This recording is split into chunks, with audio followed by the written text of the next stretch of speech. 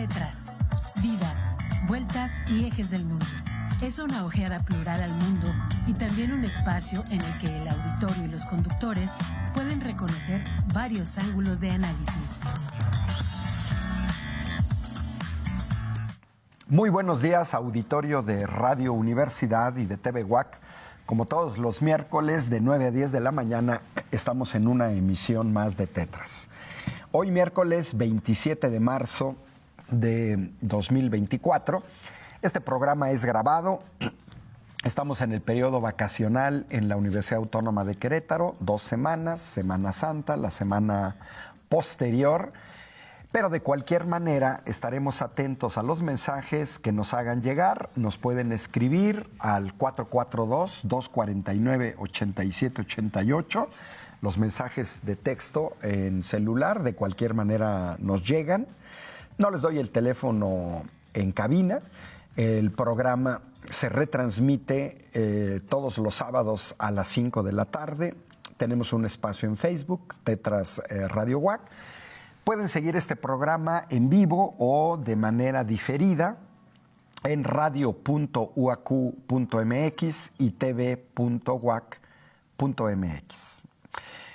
Agradecemos a todos los que comparten estas transmisiones y a los que están atentos todos los miércoles de 9 a 10 de la mañana. Les habla Ángel Valderas Puga, en ausencia de nuestra compañera Rosalba Pichardo, a quien le mandamos un cordial saludo.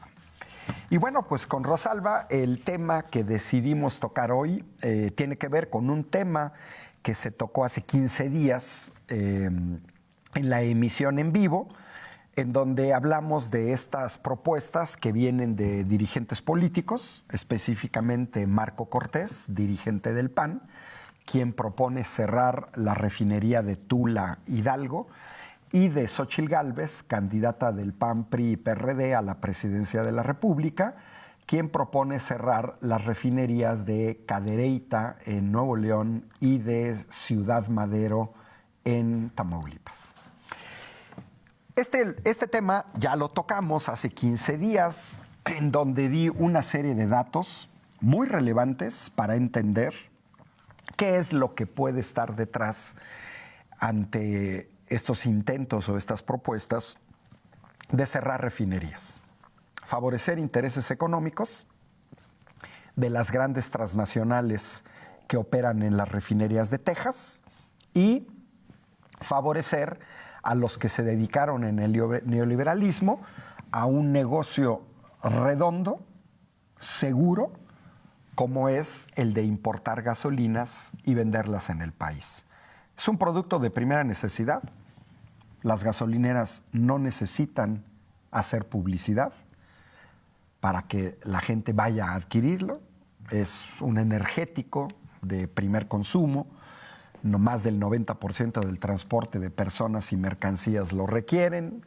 Si no vivimos cerca, si las distancias nos lo permiten, nos movemos a pie, que es lo más ecológico y lo más sano. En segundo lugar, si la distancia es un poco más grande, nos podemos mover en bicicleta. Ya no es tan ecológico. No existe nada que sea de energía limpia. Las bicicletas requieren el uso de petróleo para las llantas. Las llantas es un derivado del petróleo. Requieren acero, por lo tanto requieren minerales y requieren el funcionamiento de acererías, las bicicletas. También es sano. Pero es natural que si yo tengo que viajar a Tijuana, o tengo que viajar a la ciudad de Monterrey, o tengo que viajar a Cancún, pues no me voy a ir ni a pie ni en bicicleta. Se necesita ya un vehículo de motor. Por ejemplo, una motocicleta, pero que también tiene sus limitaciones en la distancia, por la cuestión de la intemperie, por la cuestión de que no llevamos una carrocería. Y de ahí venimos al automóvil, estoy hablando del transporte de personas. Porque si hablamos del transporte de mercancías, tenemos que hablar de los aviones cargo que utilizan queroseno, derivado del petróleo que se obtiene en las refinerías, o por ejemplo las entregas de empresas como Amazon, como Mercado Libre, como Alibaba, que manejan una enorme cantidad de mercancías a nivel mundial y que transportan sus mercancías en grandes barcos contenedores, no solo las empresas de mensajería, sino todas las empresas logísticas o de entrega de mercancías. ¿Y cuál es el pretexto? Porque es un pretexto. Yo en lo personal no les creo que estén interesados en el medio ambiente y voy a dar datos precisos de por qué los que dicen que hay que cerrar refinerías en realidad lo hacen por motivaciones de favorecer cierto tipo de intereses. A ver, en primera, si hablamos de contaminación, cambio climático global, atención a la última palabra, global, es en todo el mundo, pues estas personas que se despertaron como ecologistas en este sexenio, pues se despertaron tarde, porque les faltan datos. Y les faltan datos que son esenciales y que les permitirían entender de mejor manera que nosotros no somos los responsables de la contaminación. Le pido a producción si nos pasa la primera imagen. Es de un reporte de la Unión Europea que se publica cada año y que tiene que ver con las emisiones de dióxido de carbono en los países del mundo. Básicamente, muchas gracias, esa es, los que nos siguen en televisión, los que nos siguen en radio. Lo que les quiero mostrar es una cosa muy relevante. Ahí aparece México en este reporte siendo el responsable del 1.3% de las emisiones totales de dióxido de carbono. 1.3. Pero si vemos arriba, o los que nos siguen en radio, les doy el dato, China, la gran fábrica del mundo, donde muchas fábricas y empresas europeas y norteamericanas se han instalado, genera el 30%. Unas 25 veces más que México. Los Estados Unidos, 13.4%, 10 veces más que México. Europa y el Reino Unido, recordemos que el EU es la Comunidad Europea y con el Brexit el Reino Unido se salió de la Comunidad Europea, 8.7%, la India 6.8%. Si tomamos solo Europa, China, Estados Unidos y la India, ellos son responsables prácticamente del 60% de las emisiones de dióxido de carbono en el mundo. Es decir, México no va a resolver el problema de la contaminación. No somos nosotros los grandes emisores de dióxido de carbono. Es totalmente imperceptible. Aunque México redujera a cero, que no es posible, las emisiones de dióxido de carbono, los cambios climáticos globales seguirían. La contaminación a nivel mundial seguiría. Porque nosotros no somos responsables y eso lo tenemos que tener bien claro. Si ese 1.3% además lo dividimos entre 130 millones de habitantes, resulta ser que México ocupa un lejanísimo lugar 75 de 200 países en cuanto a las emisiones de dióxido de carbono per cápita. Gracias a producción, si pasamos a la siguiente imagen, esto que les acabo de presentar es perfecto. Ahora vamos al histórico. Este es un histórico que viene del mismo reporte, son las toneladas de dióxido de carbono per cápita por año, entre 1970 y 2019. Es decir, en los últimos 50 años. Basta ver en esa gráfica, la describo para la gente que está en radio, hay una gran mancha, color de rosa, gran mancha, que arranca en 1970 con un promedio de 22 toneladas per cápita al año, que corresponde a los Estados Unidos. Y esa mancha, aunque ha disminuido, aunque anda del orden de 16 toneladas, sin embargo supera a todas las demás regiones del mundo. Repito, esto es en los últimos 50 años, pero si nos vamos más atrás, a 100 años atrás, a 150 años atrás, a partir de que se miden las emisiones, vamos a encontrar que los grandes responsables del deterioro de contaminación en el mundo son las mismas regiones. En primer lugar, los Estados Unidos, el país que más contamina per cápita. Hay que tomar en cuenta que mientras China y la India tienen 1.400 millones de habitantes, los Estados Unidos tienen 350 millones, Europa anda alrededor también de 350 millones, Rusia anda alrededor de 150 millones, por lo tanto, las emisiones per cápita son más relevantes, es un indicador mucho mejor. En segundo lugar viene Rusia, menos de la mitad de los contaminantes que los Estados Unidos en 1970. Su máximo lo alcanzó en 1992, que es en realidad el mínimo de los Estados Unidos, 16 toneladas, pero de ahí se ha mantenido alrededor de 12. Sigue estando por debajo de los Estados Unidos. En tercer lugar tenemos una gráfica verde, que es Europa, que se mantuvo durante mucho tiempo alrededor de 10, que sí ha disminuido, que anda alrededor de 7 toneladas per cápita, es la región que ocupa el tercer lugar. Después, a China se le quiere acusar, pero también a China hay que tomar en cuenta que entre 1970 y en el año 2004 todavía, 2005, estaba por debajo del promedio mundial. En realidad, China se convierte en un problema de emisiones de dióxido de carbono, pues a partir de 2005, los últimos 15 años, digamos, pero pues apenas alcanzó a Europa en 2012.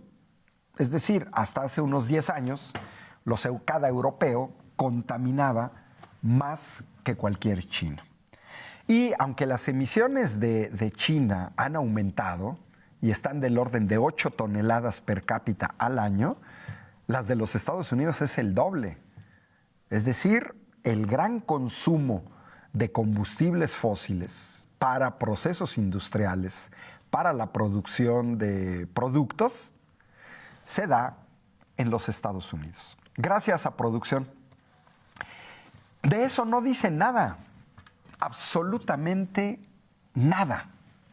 Y esto lo tenemos que tener bien claro porque hay una narrativa que, desde México están muy preocupados, según ellos, por las emisiones de dióxido de carbono, por el calentamiento global, por la contaminación, pero no dicen nada de la industria minera, que es altamente contaminante. No dicen nada gobiernos que, por ejemplo, cambian uso de suelos, que se meten en zonas de colchón ecológico para construir fraccionamientos. De eso no dicen nada. No dicen absolutamente nada de la industria más contaminante que existe en nuestro planeta, que es la industria minera. Los mismos que hoy critican a la política pública del gobierno de la 4T, pues son los mismos que se han quedado callados sobre estos verdaderos ecocidios, por ejemplo, de Grupo México, contaminando ríos, contaminando agua. La industria minera contamina aire, contamina tierra, contamina agua. Bueno, se han acabado cerros enteros, como el Cerro de San Pedro, aquí en San Luis Potosí. Y resulta ser que en este mes, el mes pasado, está esta idea que ya tocamos aquí en Tetras, señalamos el por qué es absurdo totalmente el querer cerrar una refinería. Estamos hablando de la refinería de Cadereyta, que se halla a 40 kilómetros de la zona metropolitana de la ciudad de Monterrey. Bueno, la cosa es que estas mismas personas no dicen absolutamente nada de otras fuentes altamente contaminantes, no que están a 40 kilómetros de la zona metropolitana de Monterrey, no. Están dentro de la zona de Monterrey. Una de estas empresas, Acerera, que sustituyó a una empresa mexicana, Ilsa, hojalata y lámina, Ternium, con capital italiano, argentino. Para que nos hagamos una idea, Ternium arroja a la atmósfera 69 millones de toneladas por año de dióxido de carbono en una planta que tiene ubicada en San Nicolás de los Garza, zona conurbada con Monterrey. Ternium, 69 millones de toneladas por año de dióxido de carbono. Y de eso no dicen nada. Pero Ternium no está a 40 kilómetros de la zona metropolitana de Monterrey. Miren, bastan que hagan un ejercicio que yo lo hice en Google Maps. Pónganle Ternium Monterrey y se van a dar cuenta, ahorita yo en la búsqueda que hice, miren, 3, 6, 9, 12, 14, 16, 18 puntos me marca Google Maps de oficinas y establecimientos de Ternium. Y ahí viene marcada dónde se halla la planta de Ternium, ahí se halla marcado dónde viene la parte de varilla y aceros, y están dentro de Monterrey. Dentro de Monterrey, y es una gran fuente contaminante. Pero los que pretenden cerrar la refinería de Cadereyta no dicen nada. Segunda fuente altamente contaminante en Monterrey. Cemex, Cementos Mexicanos. Generó en un año 2,000 toneladas de benceno. 2,000 toneladas de benceno. 11 toneladas de cromo. 2 toneladas de cadmio. 4.7 toneladas de arsénico y más de 1 tonelada de mercurio. Todos minerales altamente tóxicos. Cemex en Monterrey, 2,000 toneladas de benceno, 11 toneladas de cromo, 2 toneladas de cadmio, 5 toneladas de arsénico, 1 tonelada de mercurio. ¿Y dónde está la planta de Cemex? En Monterrey. Podemos hacer el mismo ejercicio que con Ternium, basta que le pongan Cemex Monterrey y van a encontrar 3, 6, 8, 10, 12, al menos 14 instalaciones de Cemex, por ejemplo, planta de Cemex Cementos, en pleno Monterrey. En pleno Monterrey, Cemex tiene instalaciones dentro de pleno Monterrey, no a 40 kilómetros como la refinería de Cadereyta, no, en pleno Monterrey, ahí tenemos grandes fuentes contaminantes. Y les va la tercera. Yo les había comentado que fui invitado a dar una conferencia en Cadereyta, justamente donde se halla la refinería. Y bueno, la gente de Monterrey me decía, y yo lo noté, pues yo tengo un hermano que hizo una maestría en el Tecnológico de Monterrey en los años 80 del siglo pasado. Y bueno, yo conozco Monterrey, tengo familia en Nuevo Laredo, he estado muchas veces de pasaje por Monterrey, y ahora que fui la última vez, observé problemas enormes con el tráfico. Y gente que vive ahí en Monterrey me dicen, es que hubo un tiempo en que el parque vehicular era de 400,000 automóviles en Monterrey. Hoy es de 2,800,000. Es decir, en los últimos años ha aumentado 7 veces el número de vehículos en la zona metropolitana de Monterrey. Y para estos que se quieren presentar como ecologistas, pues deberían de saber que con respecto a las emisiones de CO2 en México, el 45%, es decir, casi la mitad en México, esto ya no es a nivel mundial, casi la mitad de las emisiones de CO2 en México se derivan del autotransporte. Y un 30% de la industria, es decir, un 75%. El otro 25% corresponde a la generación de energía eléctrica en el que se utilizan distintos combustibles. Y en la industria va también la refinería de Cadereyta. Pero estamos hablando que la mitad de las emisiones de dióxido de carbono en México provienen del autotransporte. ¿Qué problema tiene la zona central de Monterrey? Miren, aunque se cerrara la refinería de Cadereyta, ¿eso reduciría la contaminación en la zona metropolitana de Monterrey? No, de ninguna manera no, por una razón muy sencilla. La refinería no es, con mucho, la principal fuente de contaminación en la zona metropolitana de Monterrey. Son estos 2.8 millones de vehículos, muchos de los cuales son chatarra. El aumento de estos vehículos se deriva de un pésimo transporte público.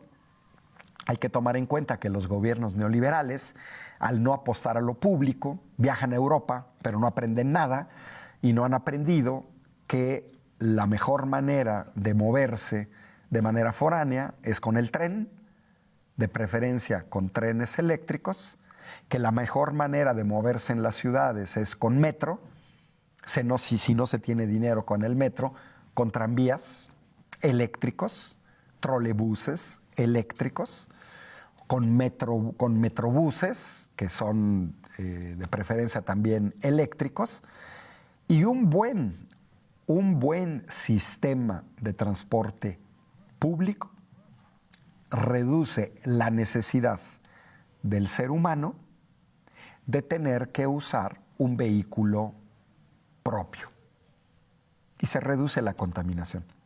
Pero esa política pública de los neoliberales nunca se vio por ningún lado. Hay que recordarles, porque pues para engañar a alguien se requiere también gente que se deje engañar. Tengo aquí los datos de la Universidad de Oxford, Nuestro Mundo en Datos. Son las emisiones de dióxido de carbono per cápita comparadas contra el Producto Interno Bruto per cápita. Y esto está estudiado perfectamente a nivel mundial. A nivel global, los países con mayores ingresos contaminan más. Y a nivel interno de un país, las capas de la sociedad que tienen más dinero contaminan más. ¿Quiénes son los que contaminan más? La gente que en México, por ejemplo, tiene yates privados. ¿Cuántos de los que están escuchando esta transmisión tienen un yate privado? ¿Quiénes contaminan más? Los que tienen aviones privados, los que viajan en avión, pero es muy complicado que la gente pobre viaje en avión o que lo haga de manera regular.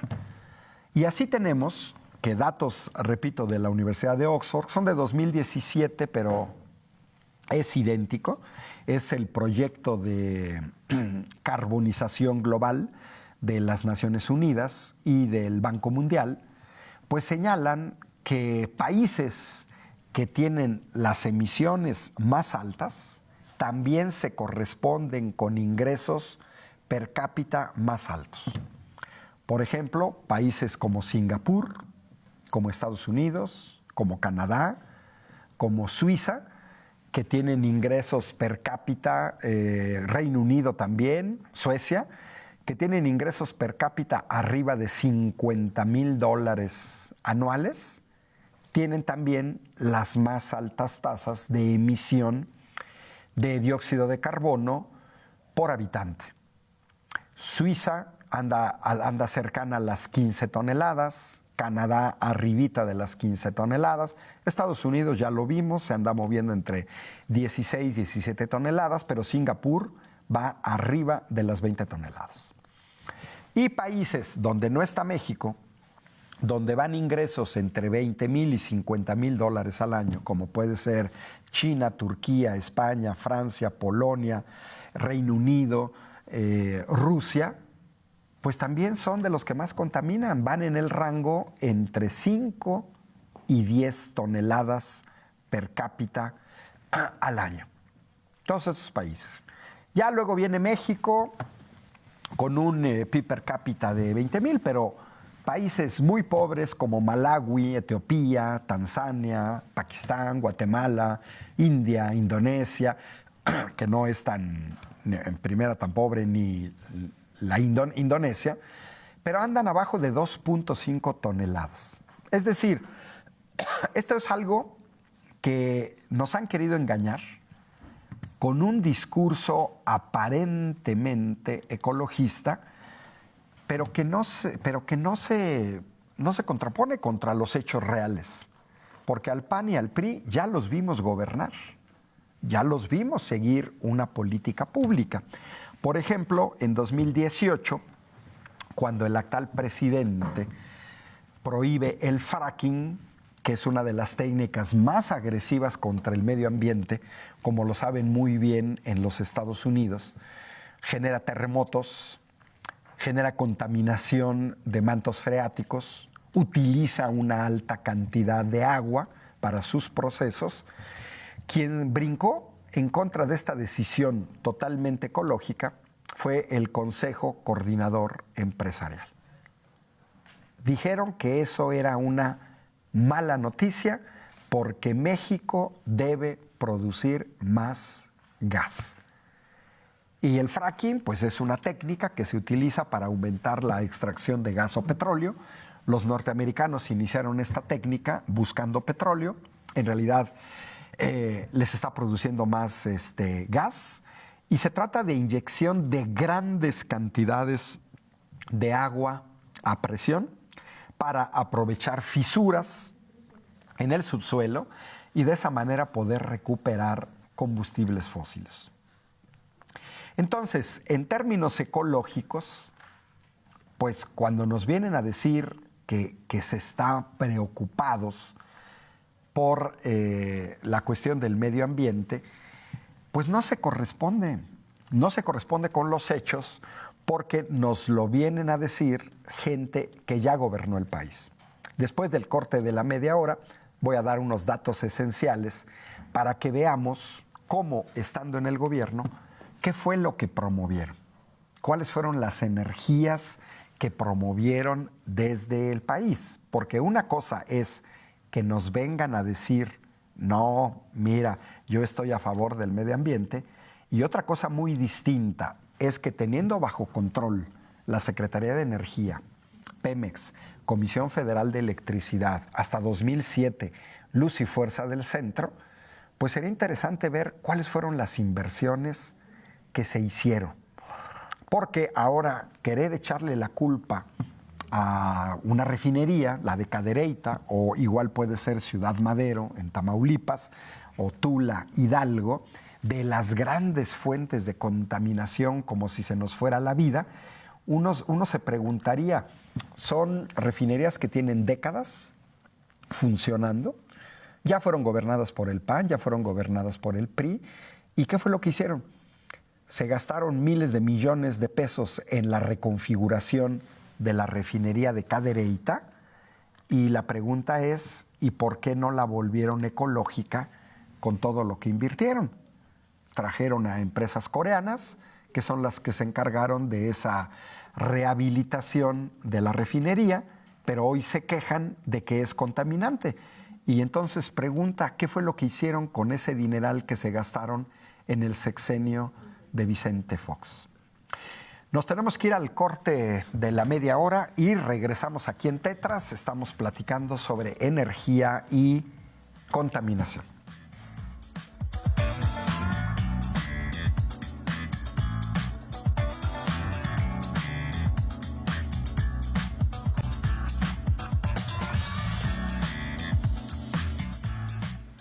Bueno, regresamos aquí en Tetras. Estábamos comentando de estas ideas sin sentido, irresponsables, que favorecen solamente a las refinerías norteamericanas, el hecho de pretender querer cerrar refinerías en México. Y bueno, para eso es muy importante tener datos y que veamos cuáles son los datos. Acusar a las refinerías mexicanas de ser altamente contaminantes. Bueno, le pido a producción si nos pasa la imagen 3. Les quiero compartir. Muchas gracias. Miren, son resultados de monitoreo de calidad del aire muy frescos porque son de 2023. Lo que vemos ahí es la gráfica que corresponde al dióxido de azufre, partículas por millón, y además muy bien ubicadas. Está la colonia de Pemex, Quinta San Jorge, Unidad Deportiva, Rancho Santa Fe, JCB Transportes. Esto corresponde a la zona metropolitana de Monterrey. Luego tenemos en la columna de la derecha las partículas por millón, que va de 0 hasta 0.08, en donde viene el límite máximo, que viene en una línea punteada, y luego en café viene en un lapso de 8 horas, también el dióxido de azufre. Bueno, pues en ambos casos la línea continua son las mediciones de la refinería de Cadereyta. Y como se puede ver, y les digo a los que no están viendo en radio, las dos gráficas, tanto la verde como la color cafecito, se mantienen muy por debajo de la normatividad aplicable. Por ejemplo, en el caso de la normatividad para dióxido de azufre a 24 horas, el límite máximo permisible es 0.04. Bueno, pues en ninguna hora del día se alcanza 0.04. Podemos observar que ni siquiera la mitad, siempre se mantiene por debajo de la mitad. Y en el caso del dióxido de azufre 24 horas, porque el otro era a 8 horas, el límite máximo permisible es de 0.075. Y lo máximo que se alcanza en una de las posiciones es 0.05. Es decir, es falso que la refinería de Cadereyta no cumpla con estándares en cuanto al dióxido de azufre. Si pasamos a la siguiente, por favor. Esta se refiere a las partículas, viene en microgramos por metro cúbico.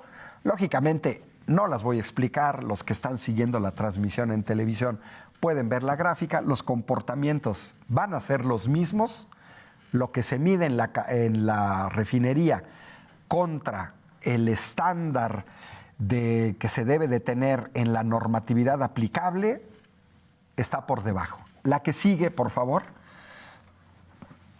La que sigue es el ozono.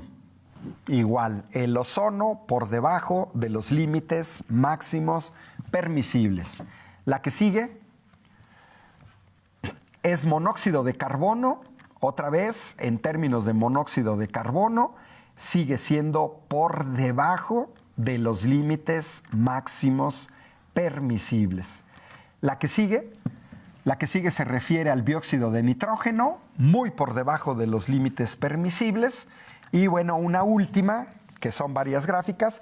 Esta la dejamos un poquito más porque es la medición de la concentración de partículas suspendidas menores a 10 micras, abreviado como PM10. Hay que tomar en cuenta que también se miden partículas PM2.5, que son menores a 2.5 micras. Este es un ejemplo de la medición del 10 de diciembre de 2023 en 3 zonas distintas de la región de la zona metropolitana de Monterrey.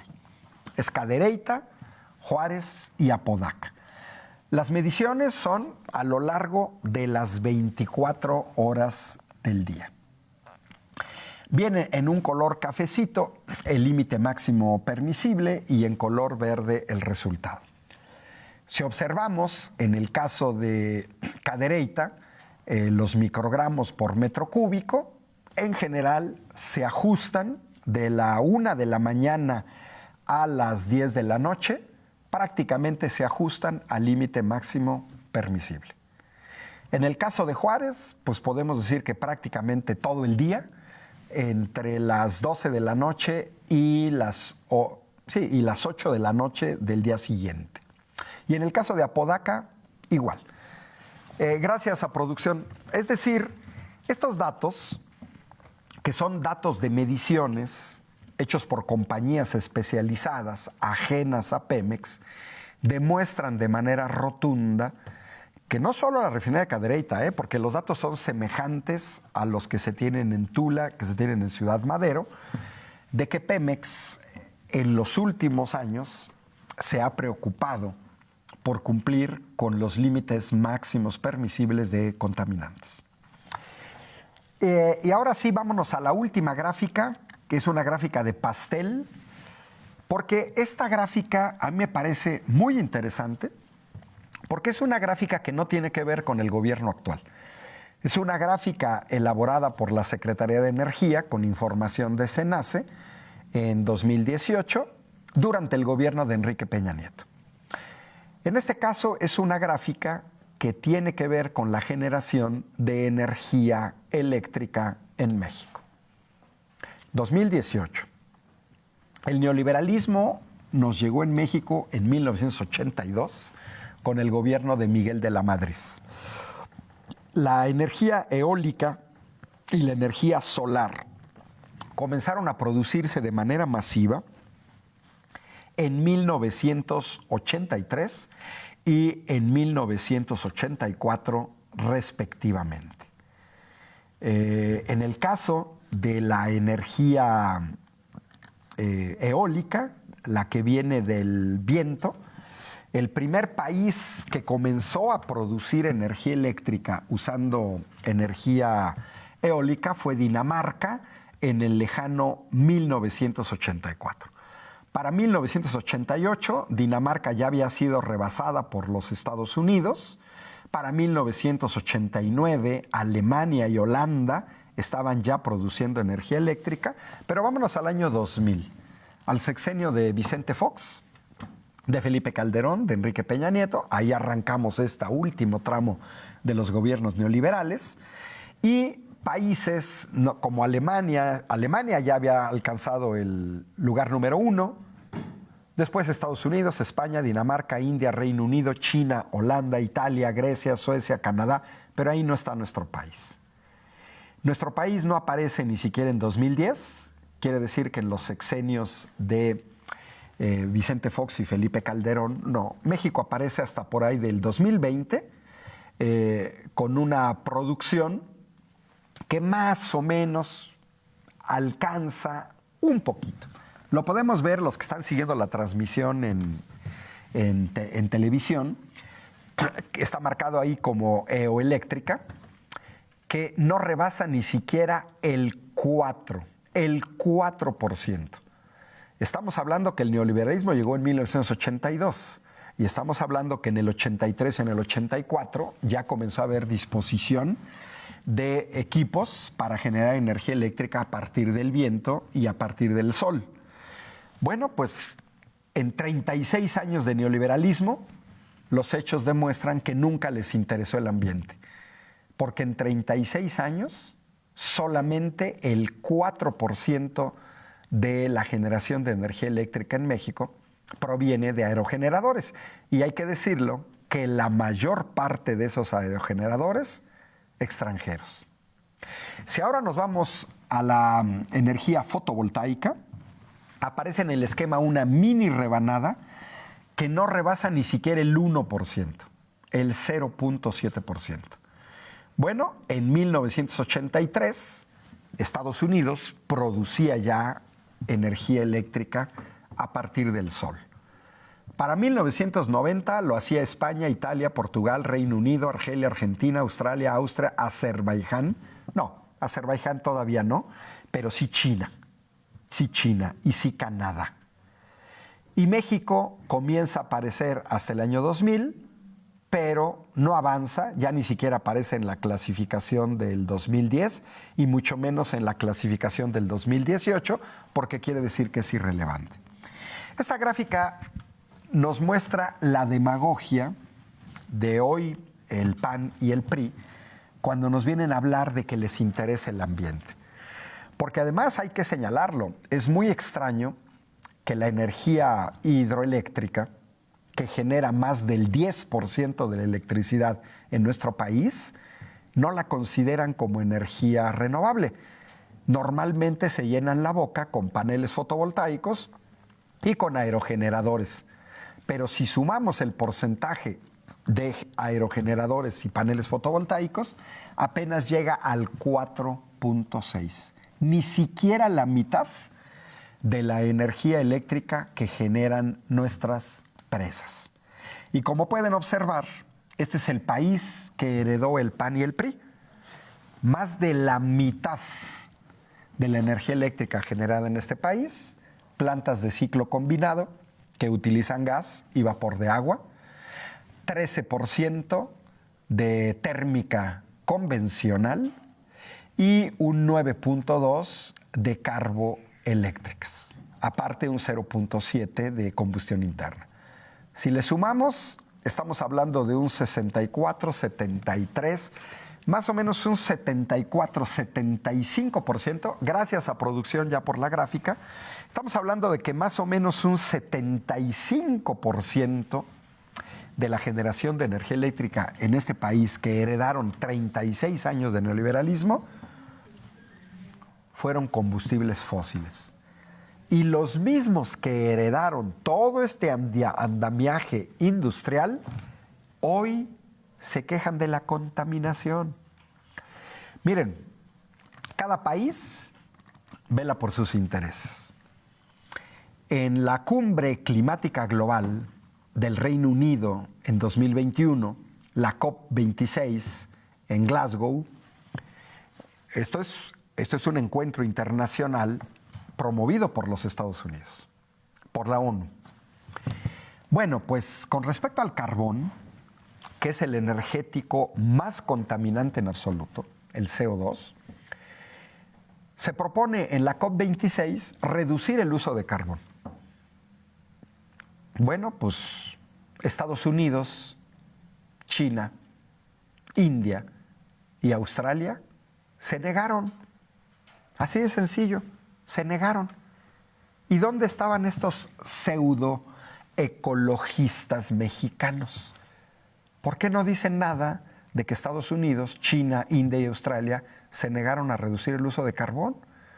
25% de la industria y de los servicios funcionan a base de carbón, lógicamente no en México, pero sí en otros países. Sí, en otros países sí sucede que el carbón, que es el energético en absoluto más contaminante, porque hay que tomar en cuenta que el 35% de la energía eléctrica a nivel mundial viene del carbón. Eso explica por qué se tiene una alta tasa de uso del carbón, no en nuestro país, no en nuestro país, pero sí en otros países, porque el carbón pues se sigue utilizando el 15% en la industria del carbón. Entonces, de eso no dicen nada. No dicen nada, y ese fue el país que ellos dejaron. Si realmente les hubieran interesado tanto a todos los que hoy pontifican sobre la energía eléctrica, sobre la energía solar, sobre los paneles fotovoltaicos, la pregunta es, ¿y por qué no hicieron nada cuando tenían en sus manos CENER? Felipe Calderón fue el secretario de Energía de Vicente Fox. Xóchitl Gálvez fue integrante del gobierno 6 años de Vicente Fox. ¿Por qué no invirtieron? Que nos digan dónde están los parques eólicos que construyeron en los últimos, nada más para ponérselas fácil, en los últimos 3 sexenios. En los últimos 18 años, cuando ya había una corriente ecologista a nivel mundial muy fuerte, del año 2000 para acá. ¿Dónde están esos parques eólicos para generar energía eléctrica? Se los entregaron a empresas extranjeras, a las españolas Iberdrola, Fisterra, Naturgy, a la italiana Enel, a la francesa Total Energies, a las norteamericanas Sempra, a las británicas Contour Global, pero ellos no construyeron, teniendo en sus manos CFE, Luz y Fuerza del Centro, y Pemex, no construyeron. Bueno, pues la gran hipocresía del mundo occidental es que en la COP26, el Pacto de Glasgow, era poner fin a los autos de combustión interna, los que usan gasolina y diésel, en 2040. Sin embargo, las tres principales casas fabricantes de automóviles en el mundo, Toyota, japonesa, la número 1, Volkswagen, alemana, la número 2, y el grupo franco-japonés Renault, Nissan, Mitsubishi, se negaron. Y los principales mercados automovilísticos, que son China, Estados Unidos, Alemania y Japón, se negaron. No se adhirieron. Fíjense cuál era la propuesta. Autos eléctricos para 2040. Ahora, yo me pregunto, aquí en México, si grandes gigantes automotrices como Toyota, Volkswagen, Renault, Nissan, Mitsubishi, ni siquiera ellos se atreven a entrarle a la sustitución total del parque vehicular de automóviles de combustión interna por automóviles eléctricos, ¿quién en México, qué empresarios en México están construyendo de manera masiva automóviles eléctricos? Yo no los veo. Tampoco los veo que quienes están preocupados del neoliberalismo hayan impulsado una reforma que permitiera justamente apostarle a las energías renovables. Energías renovables. Porque hay que tomar en cuenta que no existe ninguna energía limpia. Esa es una falacia. Se confunde el combustible, que por ejemplo en el caso de las presas es el agua de la lluvia, y en ese sentido, bueno, pues está bien. Los paneles fotovoltaicos, la energía es la del sol, no cuesta, y el viento no cuesta. Sí, pero no cuesta esa energía primaria. Pero lo que sí cuesta y lo que sí contamina son las baterías eléctricas, porque hay que tomar en cuenta que hay un ciclo de vida de las baterías que implica la cantidad de cargas y descargas que puede soportar una batería. Está la cuestión del costo. Automóviles eléctricos por muy baratos, 400,000 pesos, y eso mini. Si no, nos vamos a 800,000. Y si es un Tesla, arriba de 1,000,000. También está la cuestión de la densidad energética. ¿Cuál es el tamaño de la batería con la cantidad de energía que puede almacenar? Vemos que los autos eléctricos necesitan tener toda la parte debajo del chasis de baterías eléctricas. Está también la cuestión de la eficiencia, que habla sobre el rendimiento de la batería, y también la potencia, que se relaciona con el amperaje que puede suministrar la batería. En ese sentido, la huella de carbón de los automóviles eléctricos tiene también una alta tasa de contaminantes. ¿Y cómo contaminan los autos eléctricos? Pues contaminan ni más ni menos con todo lo que se requiere, todo lo que se requiere para construirlos. Por ejemplo, en el caso de gramos de dióxido de carbono por kilómetro, mientras que un automóvil diésel puede digamos, conllevar unos 200 gramos de CO2 por kilómetro, es verdad que el auto eléctrico anda alrededor de 75. Los híbridos alrededor de 200, gasolina 240, diésel 220. Para fabricar un auto eléctrico se requiere petróleo, todas las vestiduras son plástico, las llantas se originan con el petróleo, Para construir un auto eléctrico se requiere acero y sobre todo se requiere una alta tasa de minerales como el litio, como el cobre, que contaminan, porque la minería funciona al 100% con combustibles fósiles. Y eso se tiene que tomar en cuenta.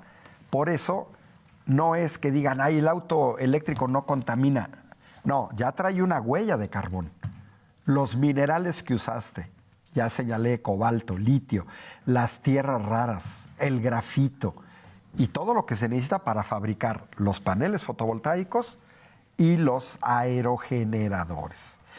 Entonces, este es un tema que vamos a seguir tocando aquí en Tetras, en el cual, pues, parte de nuestro papel como profesores universitarios, pues, es dar datos que permitan a la sociedad entender lo que son propuestas demagógicas y lo que son propuestas reales y responsables con el futuro del país y sobre todo con el futuro de la juventud y de la niñez. Bueno, pues los saluda Ángel Valderas Puga. Nos vemos la próxima semana en una emisión más de Tetras, como todos los miércoles, de 9 a 10 de la mañana. Gracias por su atención. Esto fue Tetras, vidas, vueltas y ejes del mundo. Programa que se asoma a la vida humana en sus diferentes expresiones, queretana, nacional o mundial. Una producción de TV UAC y XHUAQ Radio Universidad. Gracias por acompañarnos.